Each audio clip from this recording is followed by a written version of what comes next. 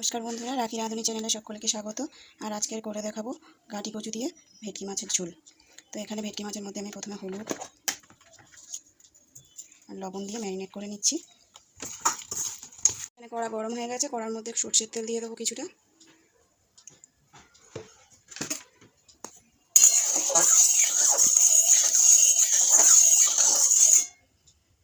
এবার একে একে মাছগুলো দিয়ে দেবো। মাছগুলো ভেজে নেবো।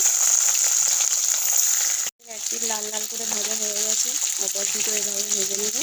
বন্ধুরা, মাছগুলো কত সুন্দর করে ভেজে নিয়েছি। এখানে আমি গাঁটি কচু আর আলু এইভাবে কেটে রেখেছি, এগুলো এখন ভেজে নেব। এর মধ্যে আমি এগুলো ভেজে নেব।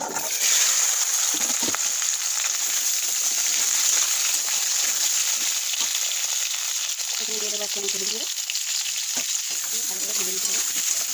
এখানে কচু আর আলুগুলো আমার সুন্দর করে ভাজা হয়ে গেছে, এখন আমি এগুলো একটা ছাঁকনির সাহায্যে তুলে নেব।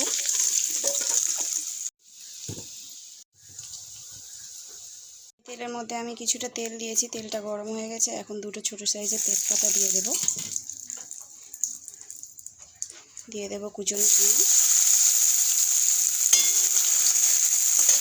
পেঁয়াজগুলো একটু লাল লাল করে ভেজে নিতে হবে।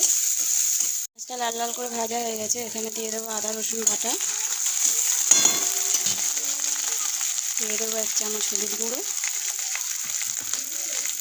আর নুনটা যে যার আন্দাজ মতো দেবেন। মশলাগুলোকে একসঙ্গে ভালো করে কষিয়ে নেব। মশলাগুলো আমার ভালো করে কষানো হয়ে গেছে। দিয়ে দেব বেটে রাখা জিরে আর ধনে। দিয়ে দেবো 1 চামচ লঙ্কা গুঁড়ো।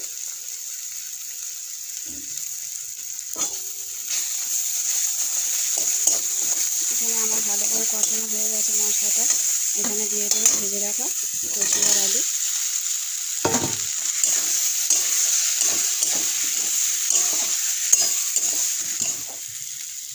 অল্প একটু জল দিয়ে আবার কষিয়ে নেব।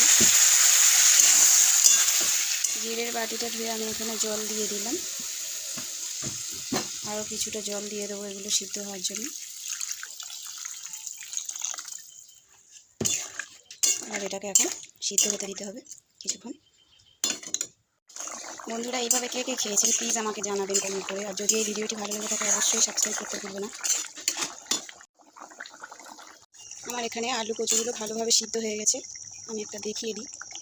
দেখুন সুন্দরভাবে সিদ্ধ হয়ে গেছে। এবার এর মধ্যে আমি ভেজে রাখা মাছগুলো দিয়ে দেবো।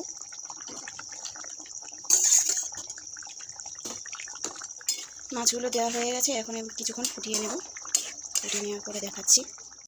বন্ধুরা, আমার এখানে তরকারি পুরো কমপ্লিট হয়ে গেছে, এখন আমি গ্যাসটাকে অফ করে দেবো। তরকারিটা ঢেলে নিয়েছি, দেখে নিন কত সুন্দর দেখতে লাগছে। আর কার কার এই রেসিপিটা ভালো লাগলো প্লিজ কমেন্ট করে জানাবেন। টাটা।